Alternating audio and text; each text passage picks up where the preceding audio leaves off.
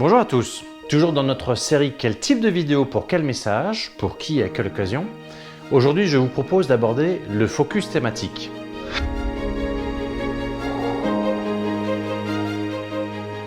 Faire une vidéo thématique, c'est faire le point sur un sujet précis et en souligner l'importance auprès de vos collaborateurs ou auprès de vos clients.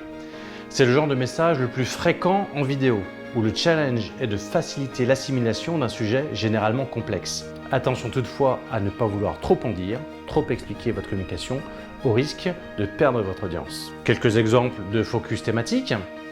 Expliquer un process complexe qui nécessite la coordination de plusieurs entités par exemple.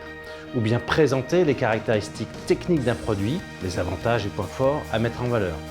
Ou encore souligner un point de vigilance, évoquer les bonnes pratiques à avoir dans un environnement spécifique, l'industrie, la cybersécurité, etc. Bref, vous l'aurez compris, les exemples sont légion. Concrètement, une vidéo thématique peut se traiter de plusieurs façons.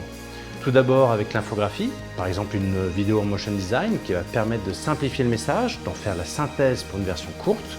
C'est un traitement graphique qui apporte de la clarté dans la transmission de l'information et qui en facilite grandement la compréhension.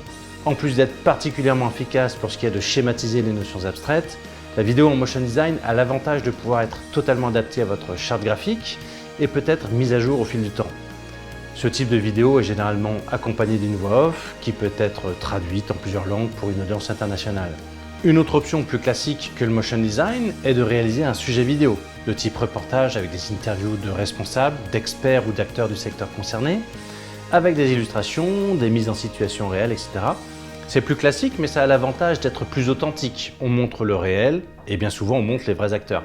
Après, l'un n'empêche pas l'autre et on peut même mixer les deux en insérant des passages en motion design dans un sujet vidéo pour schématiser un process par exemple.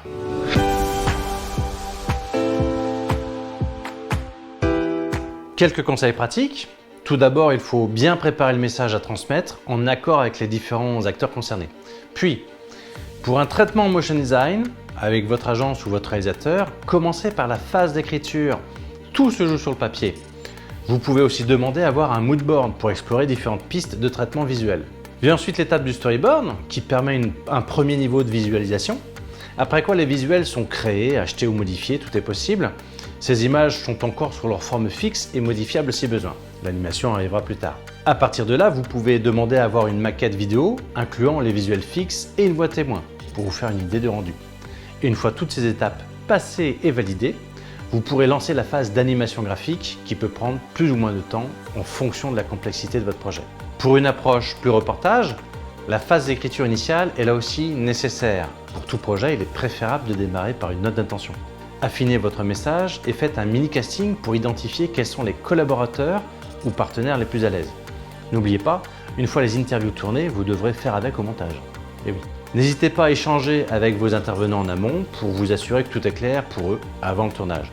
Et évitez le jargon trop spécifique ou les acronymes, simplifiez le message. Évitez de vouloir tout dire d'un coup, c'est un écueil assez classique. Tous vos intervenants sont experts et vous diront que tel ou tel point est super important. Oui, mais votre vidéo ne peut pas faire une demi-heure, il faut choisir. Si besoin, faites plusieurs modules thématiques, mais évitez de noyer le poisson, vous perdrez de l'argent. Pour finir, comme toute interview, pensez best practice. Avoir de l'espace, un lieu calme, pas de contre-jour, etc. Et garder le sourire. Voilà, j'espère que ces quelques conseils vous serviront dans vos projets à venir. Par la suite, nous parlerons des événements live interactifs, pourquoi choisir ce format, comment les préparer et quels sont les écueils à éviter. N'hésitez pas à commenter et je vous dis à très bientôt.